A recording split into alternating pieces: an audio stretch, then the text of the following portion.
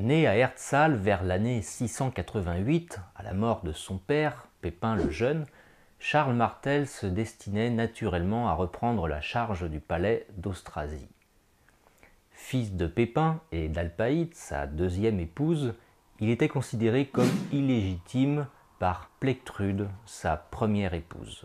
Elle le fit donc enfermer pour préserver l'héritier légitime à ses yeux, Théodebald, tout juste âgé de 6 ans. Pendant ce temps, les nobles neustriens nommèrent Chilpéric II souverain de Neustrie. Face à ce coup de force, les nobles des provinces se soulevèrent, d'abord la Neustrie, puis l'Austrasie. C'est à ce moment-là que Charles Martel s'évada de prison et prit la tête des révoltés d'Austrasie. Après quelques batailles victorieuses, Plectrude livra enfin l'Austrasie à Charles. Bon épisode.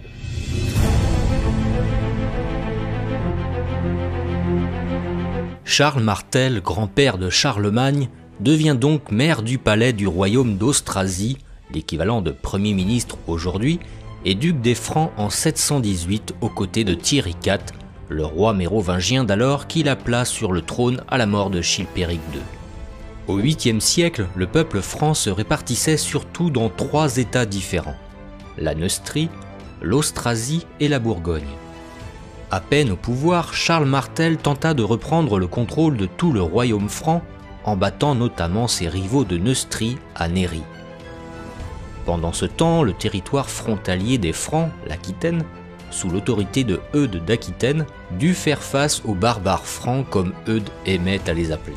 À partir de 711, moins d'un siècle après la mort de Mahomet, une armée de jeunes berbères islamisés avait envahi toute la péninsule ibérique et au fil du temps, menée par le gouverneur d'Al-Andalus, Abdel el-Rahman, les troupes remontèrent vers le nord, au-delà des Pyrénées. En 719, ils arrivèrent en Septimanie, notre Languedoc actuel. Ils seront repoussés par le puissant duc d'Aquitaine, Eudes d'Aquitaine, en 721 à Toulouse. Quelque temps après cette victoire, Eudes s'allia à Mounouza, le gouverneur musulman de Septimanie, alors en révolte contre Abdel el-Rahman, contrer les troupes musulmanes venues de la péninsule ibérique. Lors d'une bataille, le rebelle musulman sera tué par Abdel el-Rahman. En 725, voulant continuer sur la même lancée, les troupes d'Abdel el-Rahman firent route vers l'est et lancèrent une fructueuse razzia sur l'abbaye d'Autun en Bourgogne. Face à ces razzias sarrasines incessantes, ne pouvant les arrêter seuls, le duc d'Aquitaine demanda de l'aide au duc des Francs, Charles, qui y vit l'occasion rêvée d'étendre son autorité dans le sud, région qui refusait de se soumettre à son autorité. Plus tard, les troupes d'Abdel-Rahman se dirigèrent vers l'ouest. Après avoir terminé de piller l'abbaye de Saint-Hilaire, ils firent route vers Tours pour mettre la main sur les trésors du sanctuaire de Saint-Martin. Ils durent interrompre leur périple et affronter les armées du duc des Francs et du duc d'Aquitaine regroupés près de Poitiers, à Vouneuil-sur-Vienne.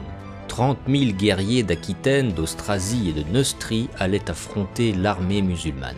Pendant 6 jours, les deux armées se livrèrent quelques escarmouches, s'observèrent, et le 25 octobre 732, la cavalerie légère et peu organisée des musulmans s'engagea et se heurta au bloc massif des guerriers francs.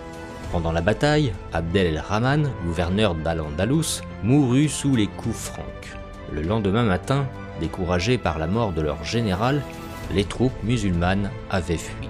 La bataille de Poitiers installa définitivement Charles Martel comme maître du royaume. Après une bataille gagnée aussi facilement, Charles Martel continua sa lutte contre les Arabes dans le sud du royaume et se verra affublé du surnom de Martel, celui qui frappe comme un marteau. Les musulmans resteront en Septimanie jusqu'en 759. À la mort de Thierry IV, il décida de ne pas lui donner de successeur et régna en souverain jusqu'à sa mort. Il partagea son royaume entre ses fils, Carloman et Pépin le Bref, futur roi des Francs, qui réussira à conquérir Narbonne et chassera définitivement les musulmans. Charles Martel mourut en 741 à Quierzy et reposera à la basilique royale de Saint-Denis pour l'éternité. Voilà, j'espère que vous avez apprécié cet épisode et sachez que si vous voulez soutenir mon travail, vous avez plusieurs possibilités. Vous abonner à cette chaîne, n'oubliez pas de cliquer sur la petite cloche pour être tenu informé des prochains épisodes.